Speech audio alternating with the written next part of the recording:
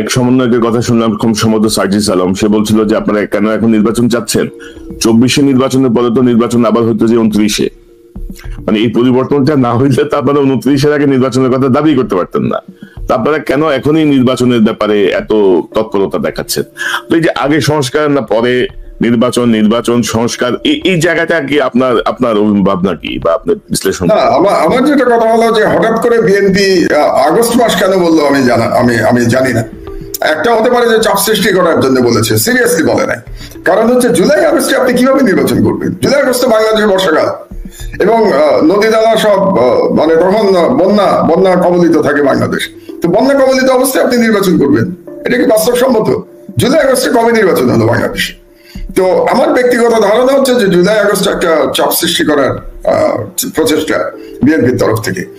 আর সরকারের মধ্যে থেকেও সরকার বিভিন্ন সময় বিভিন্ন সিগন্যাল দিয়েছেন।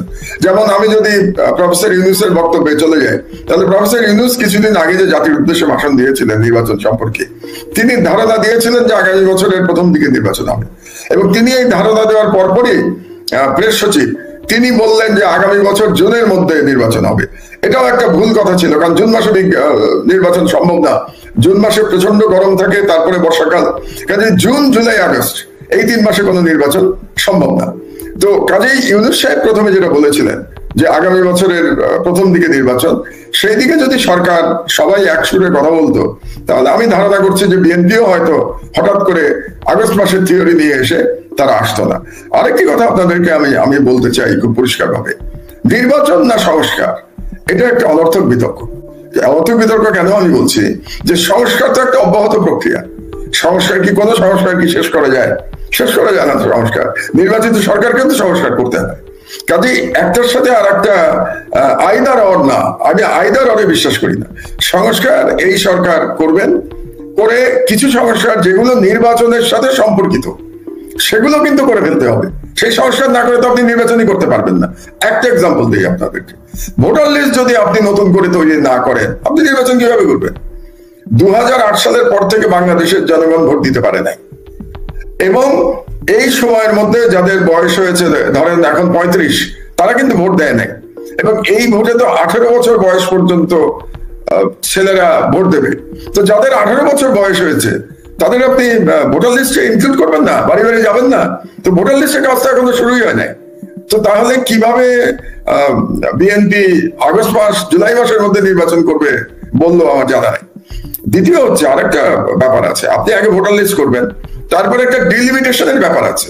ভোটার লিস্ট করবার পরে আপনার আসনটা ঠিক করতে হবে, কতগুলো আসন, আসনের সীমানা কি হবে, কতজন ভোটারের আসন হবে, এগুলো সব ঠিক করতে হবে। যেমন আপনার মনে আছে নিশ্চয়ই 2008 সালের আগে নির্বাচনের ঠিক আগ দিয়ে তৎকালীন 11 সরকার হঠাৎ করে ডিলিমিটেশন করে এমন ভাবে পরিবর্তন করলো যাতে আওয়ামী লীগের সুবিধা হয়।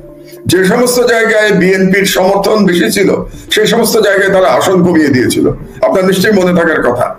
তো এখন কি ডিলিমিটেশন করে বিএনপিরই তো স্বার্থ হওয়া উচিত যে আগের ডিলিমিটেশনে ফিরে যাওয়া। একটা এক্সাম্পল দেই, মানিকগঞ্জের এক্সাম্পল দিই আপনাদেরকে। মানিকগঞ্জে সাধারণত বিএনপি জিততো, ঐতিহাসিকভাবে বিএনপি জিতে এসছে। সেই মানিকগঞ্জ হঠাৎ করে 4টা আসন ছিল মানিকগঞ্জে, 2008 সালে এটাকে 3টে আসন করে দেয়া হলো। তো এখন মানিকগঞ্জে কি আপনি 3টে আসনে বিএনপি নির্বাচন করতে চায়, নাকি বিএনপি চায় যে আগের মতো 4 আসন হয়ে যাবে মানিকগঞ্জ? তো এগুলো তো হবে যখন আপনি ভোটার লিস্ট সম্পন্ন করতে পারবেন। কাজে বিএনপি যে সারাক্ষণ নির্বাচন নির্বাচন বলছে, এটাও এক ধরনের কি বলবো একঘেয়ে দাবি হয়ে যাচ্ছে নির্বাচনের ব্যাপারটা। নির্বাচন করবার জন্য যে সংস্কারগুলো দরকার সেই বিষয়ে কি বিএনপির কোনো বক্তব্য নাই? নাকি তারা চাচ্ছে যে আমার কোনো সংস্কারের দরকার নাই, নির্বাচনের সংস্কার দরকার নাই, বর্তমান অবস্থায় আগামীকাল নির্বাচন হয়ে যাবে আগের ভোটার লিস্টে? বিএনপি কি চায় যে আগের ভোটার লিস্টে নির্বাচন হবে? নতুন ইয়াংরা ভোট দেবে না? আপনি কি ইয়াংরা মানবে এটা?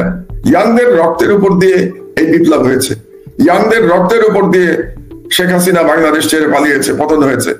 তো এখন সেই ইয়াংদের আপনি ভোট নিশ্চিত না করে আপনি নির্বাচনের দিকে যাচ্ছেন, এটা তো একটা অবাস্তব শুধু দাবি না। আমি মনে হয় যে এটা যারা এটা বলতে চান, যদি কেউ বলতে চান যে যাদের 18 বছর বয়স হয়েছে তারাও যেন এবার ভোট দিতে না পারে, তাহলে এটা খুব অকৃতজ্ঞ আচরণ হবে, তাই না? আমি পত্রিকা যেটা দেখছি যে 20 জানুয়ারি থেকে ভোটার নাগাদ হালনাগাদের কাজ শুরু হবে আর কি, তথ্য সংগ্রহ করবে, এবং তারা বলছে যে 30 জুনের মধ্যে কাজ শেষ হবে। তো এইটা একটা উদ্যোগ দেখছি। আর আপনি যেটি বলছেন যে ডিলিমিটেশন 30শে জুনে, আমি বলছি যে 30শে জুন হচ্ছে ইলেকশন কমিশন বলছে 30শে জুনের মধ্যে শেষ হবে। বাংলাদেশের আমরা যদি অভিজ্ঞতা দেখি, একেবারে ওই তারিখের মধ্যে কি শেষ করা সবসময় সম্ভব হয়? আপনি দেখবেন হয়তো আর 1-2 মাস বেশিও লেগে যেতে পারে। তো তা যদি লাগে তাহলে আপনার ভোটার লিস্ট শেষ করতেই তো জুলাই আগস্ট চলে আসবে। তো তারপরে ডিলিমিটেশনের প্রশ্ন আসবে, আরো 1-2 মাস লেগে যাবে ডিলিমিটেশন করতে। তাহলে এমনিতেই তো আপনি যদি খুবই গতিশীলতার সাথে আপনি নির্বাচন করেন, তাহলে নভেম্বরের আগে আপনি নির্বাচন কিভাবে করতে পারছেন? কাজেই বিএনপি, আমি মনে করি বিএনপি নিজেও বোঝেন যে জুলাই আগস্টের যে দাবি তারা করেছে এটা বাস্তবসম্মত না। কাজে আমার ব্যক্তিগত, আমি এটা অনেক আগে আপনার অনুষ্ঠানে বলেছিলাম যে আমি ব্যক্তিগতভাবে দেখতে চাই যে আগামী শীতে নির্বাচন হয়ে যাওয়াটা ভালো বাংলাদেশের জন্য। আগামী শীত বলতে নভেম্বর থেকে মার্চের মধ্যে, নভেম্বর থেকে ফেব্রুয়ারির মধ্যে, আমি বরং বলবো নভেম্বর থেকে ফেব্রুয়ারির মধ্যে নির্বাচন হয়ে যাওয়াটা সবার জন্য ভালো। তো এখন এটা এই সরকার করতে পারবে কিনা, আর দ্বিতীয়ত হচ্ছে যে বিএনপি এটা মেনে নেবে কিনা। তো আমার মনে হয় যে তারা যদি আগস্ট পর্যন্ত যেতে রাজি থাকে, তাহলে তারপরে আর 4-5 মাস যদি লাগে, তো এতে মাথার উপরে আকাশ ভেঙে পড়বে না, এবং এতে আলোচনায় বসলে আলোচনার টেবিলে এটা সমাধান হওয়া সম্ভব। আমার মনে হয় আপনি যদি বলছিলেন এই যে চাপ সৃষ্টির কৌশল হিসেবে হতে পারে, কারণ সরকার তো আসলে খুব লেথার্জিক আর কি, খুবই লেথার্জিক সবকিছুতেই। এবং ডিলিমিটেশনের যে গুরু ব্রিগেডিয়ার সাখাওয়াত, তিনি তো উপদেষ্টা পরিষদেই আছেন।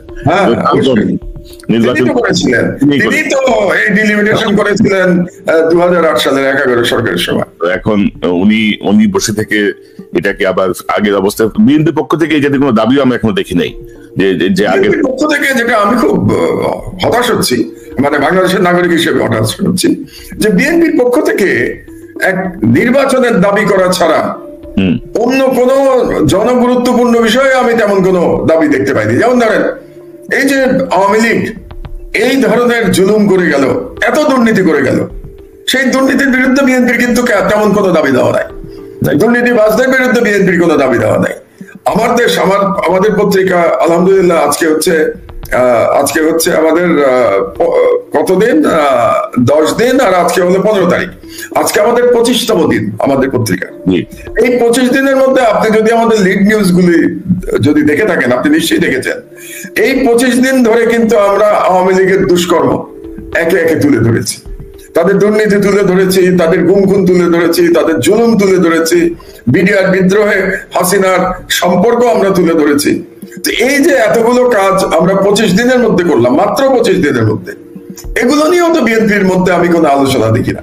বিএনপি এগুলো নিয়েও তো কোনো দাবি করে না। এমনকি আওয়ামী লীগের তারা যে বিচার করতে চায়, কার বিচার করতে চায়, কি বিচার করতে চায়, সেই বিষয়েও কোনো পরিষ্কার ধারণা আমরা এখন পর্যন্ত পাই নাই।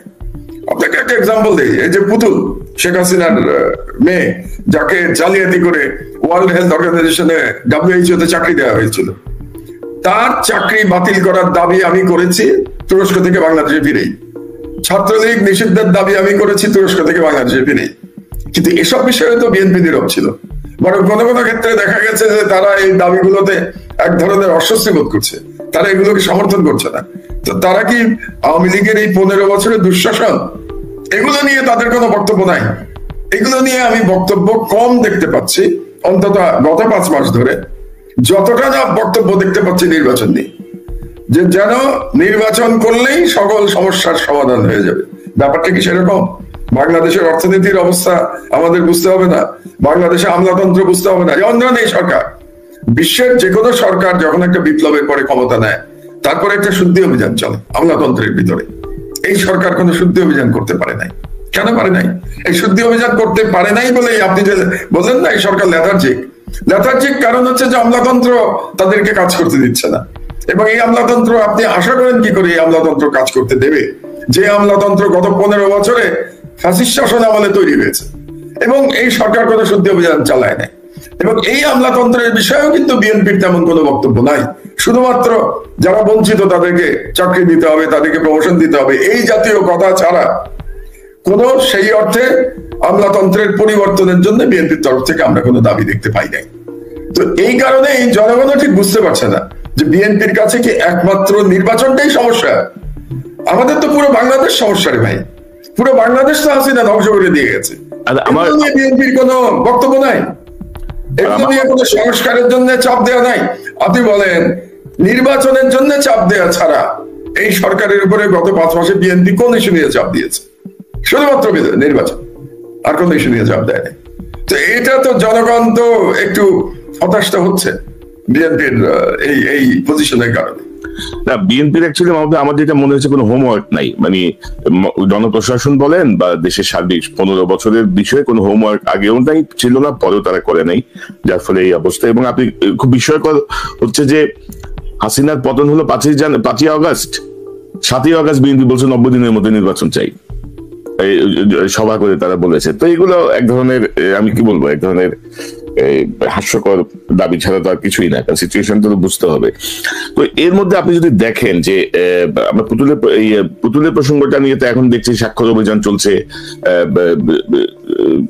পুতুলকে সরানোর জন্য, কিন্তু সরকারের পক্ষ থেকে একবার বলা হয়েছিল যে তারা চিঠি দিয়েছে, কিন্তু কোনো ফলো আপ নাই।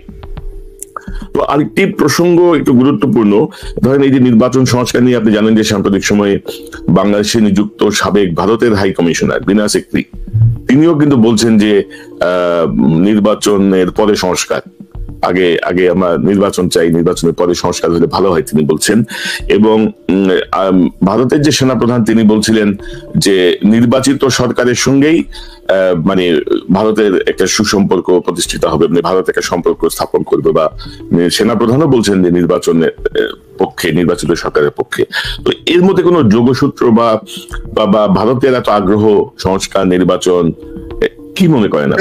মানে ভারত এবং বিনা সিকরিকে কিন্তু সবাই আমরা জানি যে অত্যন্ত কট্টর বিজেপি পন্থী বা মুসলিম বিদ্বেষী এবং বাংলাদেশ বিদ্বেষী একজন কূটনীতিবিদ। বিনা সিকরি সম্পর্কে আমরা পরিষ্কার ভাবে এটা জানি। এবং ভারতীয় সেনাপ্রধান বলেছেন যে নির্বাচিত সরকার হলে বাংলাদেশের সাথে সম্পর্ক উন্নত হবে। তিনি আরো বলেছেন যে 5ই আগস্ট তার নাকি বাংলাদেশের সেনাপ্রধানের সাথে সার্বক্ষণিক যোগাযোগ ছিল। তো আমি পরেরটা একটু কমেন্ট করে নেই। আপনারা হয়তো দুটো লিড নিউজ আমার দেশে দেখেছেন গত 25 দিনে।